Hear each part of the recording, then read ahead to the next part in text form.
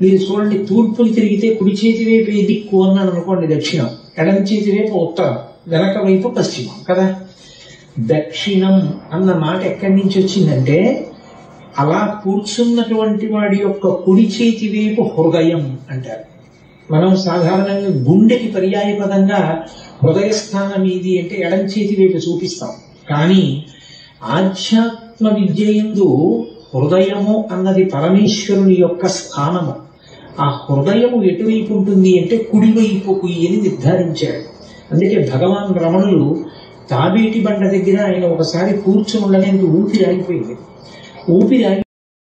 తర్వాత ఆ అగ్ని రూపం పర్వతంగా మారింది. అదే అన్నామలై. శివుడికి ఉన్న అనేక నామాల్లో అన్నాల్ అనే పేరు కూడా ఒకటి. అన్నాల్ అంటే అగ్ని, ప్రకాశం అనే అర్థాలు ఉన్నాయి. మలై అంటే పర్వతం. ఈ రెండూ కలిసి అన్నాల్ మలై కాలక్రమేణా అన్నామలై అయింది. తిరు అంటే తెలుగులో శ్రీలాగా, తమిళంలో గౌరవ సూచకంగా అంటారు. సాక్షాత్తు శివుడు రూపుదాల్చిన పర్వతానికి గౌరవ చిహ్నంగా తిరు ముందు చేరి తిరువన్నామలైగా ప్రసిద్ధి పొందింది. శివ స్వరూపుడైన ఆ కొండని పూజించడం అందరి వల్ల కాదని, పర్వతపాదంలో అర్చా స్వరూపంగా రూపుదాల్చమని బ్రహ్మాది దేవతలు శివుణ్ణి వేడుకోగా, శివుడు చిన్న లింగంగా రూపుదాల్చి తర్వాత ఆ పర్వతంలో అంతర్ధానమయ్యాడు. ఈ మహిమాన్వితమైన లింగ ప్రతిష్టకి ఒక మంచి ఆలయాన్ని నిర్మించవలసిందిగా బ్రహ్మ విష్ణువులు దేవశిల్పి అయిన విశ్వకర్మను కోరారు. విశ్వకర్మ ఆధ్వర్యంలో అక్కడ ఒక అద్భుతమైన ఆలయం, 300 పుణ్యతీర్థాలు, అందమైన నగరం రూపుదిద్దుకున్నాయి. తర్వాత యుగాలు మారుతూ ఈ ఆలయం ఎన్నో మార్పులు చెందుతూ ప్రస్తుతం ఉన్న ఆలయం భక్తులను తరింపచేస్తోంది. అరుణాచల క్షేత్రం పరమ సత్యమైన క్షేత్రం. శివుడు లింగ రూపంలో ఆవిర్భవించిన తర్వాత అక్కడ నిర్వహించవలసిన పూజాది కార్యక్రమాలు ఎలా చేయాలనే విషయాన్ని ఆయనే నిర్ణయించి గౌతమ మహర్షిని ఆదేశించారట. ఆయన తత్వమంతా 8 అంకె మీదే నడుస్తుంది. అగ్ని, గాలి, భూమి, వాయు, ఆకాశాలు పంచభూతాలు, వీటితో పాటు సూర్యచంద్రుడు, జీవుడు, ఈ 8 శివస్వరూపాలు. ఈ 8 శివస్వరూపాలు మనకి 8 లింగాలుగా దర్శనమిస్తున్నాయి. అవి కంచిలో పృథ్వీలింగం, జంబుకేశ్వరంలో జలలింగం, అరుణాచలంలో అగ్నిలింగం, చిదంబరంలో ఆకాశలింగం, శ్రీకాళహస్తిలో వాయులింగం, కోణార్క్లో సూర్యలింగం, సీతాకుండంలో చంద్రలింగం, కాఠ్మాండులో యజమాన లింగం. అరుణాచలంలో ఈశ్వరుడు 4 రూపాలలో విరాజిల్లుతున్నాడని పురాణాలు చెబుతున్నాయి. ఈ క్షేత్రానికి కాలభైరవుడు క్షేత్రపాలకుడు. స్థల వృక్షం ఇప్ప చెట్టు. అమిత పిచాంబ అనే పేరుతో అమ్మవారు ఇక్కడ ఉంటారు. విఘ్నేశ్వరుడు, సుబ్రహ్మణ్య స్వామి, పాతాళ లింగం కూడా ఇక్కడ ఉంటాయి.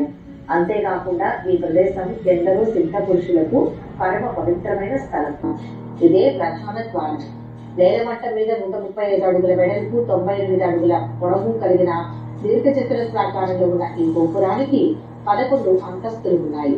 ఇక్కడ తంజావూరు బృహదీశ్వరాలయానికన్నా ఎత్తైన గోపురం నిర్మించాలని, దానికన్నా 1 అడుగు ఎత్తుగా అంటే 217 అడుగుల ఎత్తైన గోపురాన్ని నిర్మించాలి. బయటి ప్రాకారానికి ఉన్న మిగతా 3 గోపురాలను అమ్మడి అమ్మాడి గోపురం, తిరుమంజనం గోపురం, పేయి గోపురం అంటారు. అరుణాచల క్షేత్రంలో ప్రత్యేకంగా చెప్పుకోవాల్సింది, చేయాల్సింది గిరి ప్రదక్షిణ. ప్ర అంటే పాప సంహారం, ద అంటే కామ్యసిద్ధి, క్షి అంటే జన్మరాహిత్యం, ల అంటే జ్ఞాన మార్గంలో ముక్తి. ఈ ప్రదక్షిణ మొత్తం దూరం 14 కిలోమీటర్లు. దీనిని చెప్పులు లేకుండా చేయాలి.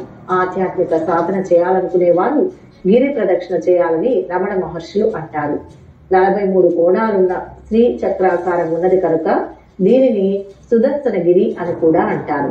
ఈ క్షేత్రం అర్ధనారీశ్వర రూపమని, దానికి ప్రదక్షిణ చేస్తే శివ పార్వతులకు ప్రదక్షిణ చేస్తున్నట్లేనని, శివుడికి ఉన్న అనేక నామాల్లో అన్నాల్ అనే పేరు కూడా ఒకటి.